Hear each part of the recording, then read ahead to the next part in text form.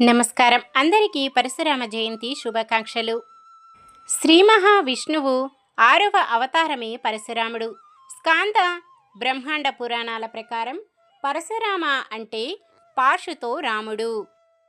ఈయన ఆయుధం గొడ్డలి. తను శివయ్యకు గొప్ప భక్తుడు. పరశురాముడు మాహిష్మతి లాంటి పెద్ద సామ్రాజ్యాన్ని కూడా జయించిన మహావీరుడు.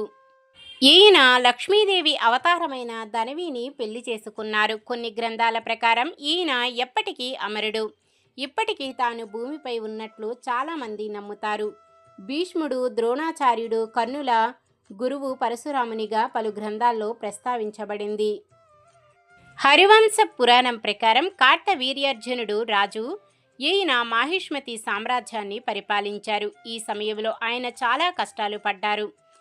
ఈ కాలంలోన ఎంతగానో బాధపడిన ప్రజలు తమ ధరణిని క్షత్రియుల క్రూరత్వం నుంచి, భూమిని, జీవులను కాపాడడానికి శ్రీ విష్ణుమూర్తిని కోరారు. అప్పుడు ధరణికి సాయం చేసేందుకు విష్ణువు పరశురాముని పేరుతో రేణుకా జమదగ్ని దంపతులకు జన్మించారు. ఆయనే క్షత్రియులను సంహరించి ప్రజలను క్రూరత్వం నుంచి కాపాడారు. దుష్టులను శిక్షించేందుకు, ముఖ్యంగా చెడ్డవారిని, హైహ్యవంశీయులను నాశనం చేసేందుకు పరశురాముడు అవతరించారు. ఈ వివరాలన్నీ స్కాంద పురాణం, విష్ణు పురాణం, హరివంశ, బశివ పురాణాల్లో వివరించబడ్డాయి. పరశురాముడు రుద్రుడు, నారాయణుడు ఇద్దరికీ అవతారంగా పరిగణిస్తారు. ఈయన తండ్రి ఆదేశం మేరకు కన్న తల్లిని చంపుతారు. అంతేకాదు తన గొడ్డలితో క్షత్రియులను 21 సార్లు నాశనం చేశారు. అందుకే ఆయన్ని హైహేయ వంశానికి చెందిన క్షత్రియుడు అని పిలుస్తారు. పరశురాముడు ఇప్పటికీ భూమిపైనే చిరంజీవిగా ఉన్నారని చాలామంది నమ్ముతారు.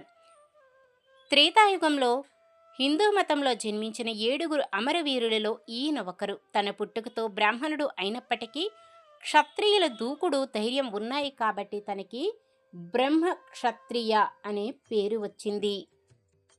పరశు అంటే గొడ్డలి అని అర్థం. ఈయన పరమేశ్వరుడిని మెప్పించేందుకు కఠినమైన తపస్సు చేశారు. తన ఆధ్యాత్మిక గురువు శివయ్యగా చెప్పుకున్నారు. తన నుంచి గొడ్డలిని వరంగా పొందారు. ఆ తర్వాతే తనకు పరశురామునిగా పేరొచ్చిందని పురాణాలలో ఉంటుంది.